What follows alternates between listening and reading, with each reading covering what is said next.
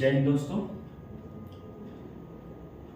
आज हम लोग पढ़ेंगे कक्षा 9 का गणित, पहला चैप्टर संख्या पद्धत। जैसा कि मैंने बोर्ड पे पहले ही लिख दिया है, संख्या पद्धत। संख्या पद्धत किसे कहते हैं, एक कक्षा 9 का पहला चैप्टर से, और हम लोग इसको एक एक कर डिटेल पढ़ेंगे क्या होता है। सबसे पहले संख्या पद्धति किसे कहते हैं। देखिएगा, बहुत सरल शब्द में और आसान शब्द में हम यहाँ लिखे हैं, संख्याओं को लिखने व उनके नामकरण के, संख्याओं के लिखने व उनके नामकरण के सुव्यवस्थित नियमों को संख्या पद्धत कहते हैं। क्या कहते हैं? संख्या पद्धत कहते हैं। इस अध्याय के अंतर्गत हम प्राकृतिक संख्या, पूर्ण संख्या और पूर्णांक आदि पढ़ेंगे, यानी इसके अंतर्गत पढ़ेंगे हम लोग। अगला पॉइंट है यहाँ पे, संख्याओं के प्रकार। संख्या कितने प्रकार के होती हैं? नंबर 1, प्राकृतिक संख्याएं। प्राकृतिक संख्याएं किसे कहते हैं? वे सभी संख्याएं जिनको या जिनका, वे सभी संख्याएं जिनका हम प्रयोग गिनती करने के लिए करते हैं, वे सभी संख्याएं जिनका प्रयोग हम गिनती करने के लिए करते हैं प्राकृतिक संख्या कहलाती है। जैसे 1 2 3 4 5 ... प्राकृतिक संख्याएं कहलाती हैं। 1 2 3 4 5 6 ... क्या कहलाती हैं? प्राकृतिक संख्या कहलाती हैं।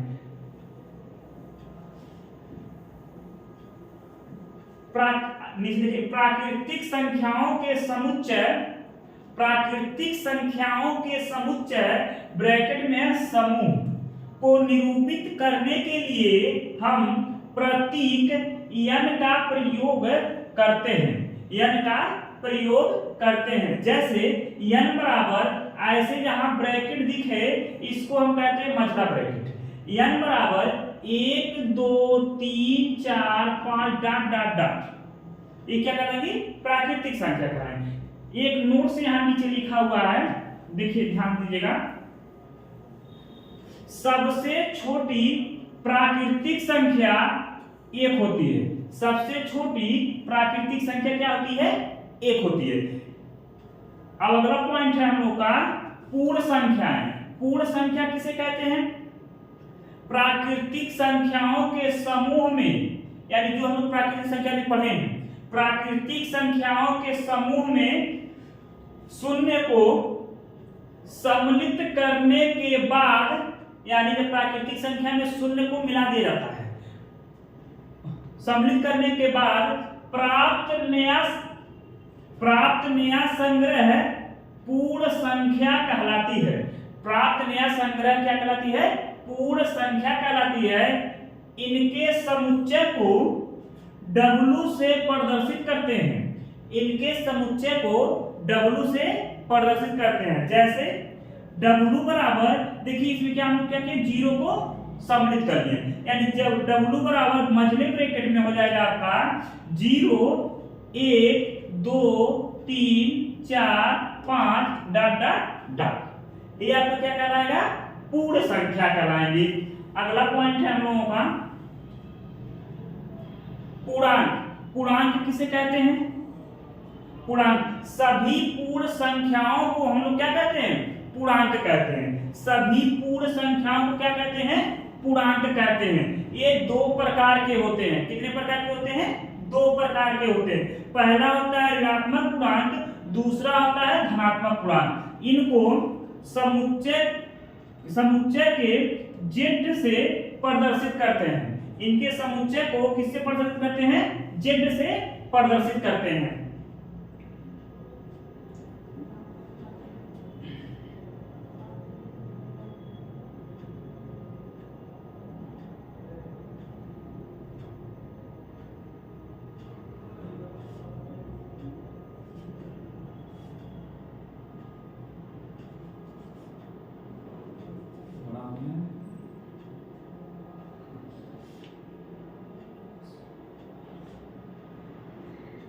देखिए जैसे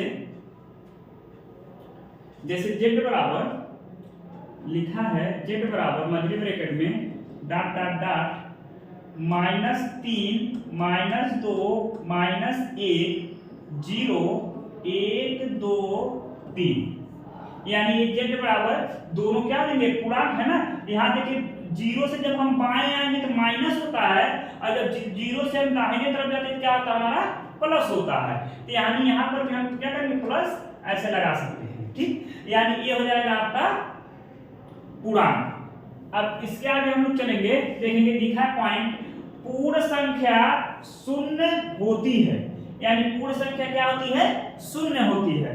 अगला पॉइंट है नोट्स है हम लोग का जो अच्छा है इंपॉर्टेंट भी है, कह रहा है शून्य ना तो ऋणात्मक पूर्णांक है और ना ही धनात्मक पूर्णांक है। शून्य ना तो ऋणात्मक पूर्णांक है और ना ही धनात्मक पूर्णांक है। अगला पॉइंट है प्रत्येक प्राकृतिक संख्या एक पूर्ण संख्या होती है। क्या होती है? प्रत्येक प्राकृतिक संख्या एक पूर्ण संख्या होती है। अगला पॉइंट है हम लोगों का शून्य एक ऐसी पूर्णांक संख्या है, शून्य एक ऐसी पूर्णांक संख्या है जो प्राकृतिक संख्या नहीं है। शून्य क्या है? एक ऐसी पूर्णांक संख्या है जो प्राकृतिक संख्या नहीं है। अगला पॉइंट देखिए यहां से कह रहा परिमेय संख्या। परिमेय संख्या क्या होता है? वे सभी संख्याएं जिन्हें p/q के रूप में व्यक्त किया जा सकता है, जहां p तथा q पूर्णांक व q नॉट इक्वल टू 0। ये पॉइंट इंपॉर्टेंट होता है, q नॉट इक्वल टू 0, यानी ये कह रहा है कि q कभी 0 नहीं हो सकता है, q कभी 0 नहीं हो सकता। q नॉट इक्वल टू 0 हो तो परिमेय संख्या कहलाती है, यानी जब q 0 नहीं होगा तो कौन सी संख्या कहलाएगी? परिमेय संख्या कहलाएगी। जैसे 1 5/4 3/2 8/7 5/6, ये सब क्या कहलाएंगी? परिमेय संख्या कहलाएंगी। ये सब कौन सी संख्या कहलाएंगी? परिमेय संख्या कहलाएंगी। अगला पॉइंट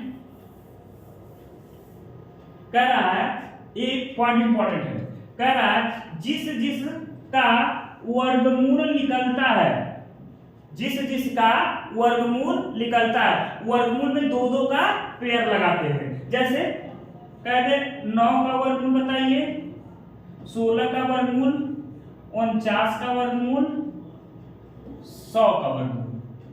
इन सब का वर्गमूल निकालने में हम क्या करेंगे? 2 का पेयर लगाते हैं, यानी हम 9 को लिख सकते हैं 3 × 3 बराबर आ जाएगा। देखिए 2 का पेयर लगाएंगे और 1 को बाहर कर लेते हैं, यानी हो जाएगा 3/1। 100 को लिख सकते हैं हम 10 × 10, पेयर लगेगा 10 बार 10/1। देखिए 16 को लिख सकते हैं 4 × 4, यानी 4/1। 49 को लिख सकते हैं 7 × 7, यानी हो जाएगा 7, यहाँ हो जाएगा 7/1। देखिए सब p/q के रूप में लिख सकते हैं हम लोग, p/q और p/q और p/q। ये जितने p/q के रूप में लिखे जा सकते हो सब क्या कहलाएंगे? परिमेय संख्या कहलाएंगे। इसीलिए यहाँ पर लिख दिया गया है जिसका वर्गमूल निकलता है वह सब परिमेय संख्या कहलाती है। अगला पॉइंट हम लोग देखेंगे हम यहाँ से,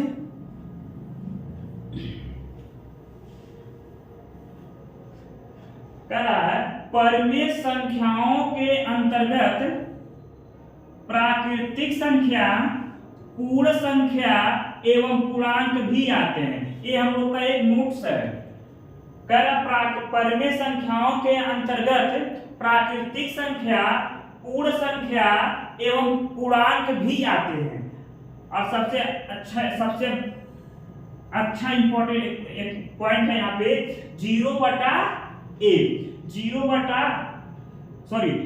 a/0, a/0 b/0 और 6/0 कर लीजिए तो 4/0 कर लीजिए। देखिएगा ये सब क्या है, परिमेय संख्या नहीं है, क्योंकि नीचे क्या आ रहा है, 0। और क्वेश्चन में आपको परिभाषा एक कह दिया है परिमेय संख्या कि q not equal to 0, q कभी 0 के बराबर नहीं हो सकता है। यानी देखिएगा नीचे सब जगह 0 आ गया ना, तो ये परिमेय संख्या नहीं होगा। यहाँ लिखा गया है a/0 एक परिमेय संख्या नहीं है, यानी ये परिमेय संख्या आपका नहीं है। अगला पॉइंट कह रहा है दो परिमेय संख्याओं के मध्य अपरिमित रूप से अनेक परिमेय संख्याएं होती हैं। यानी दो परिमेय संख्याओं के बीच में अपरिमित रूप से अनेक परिमेय संख्याएं होती हैं। कितना होती हैं, अनेक परिमेय संख्याएं होती हैं। आज के लिए इतना है, नेक्स्ट करें।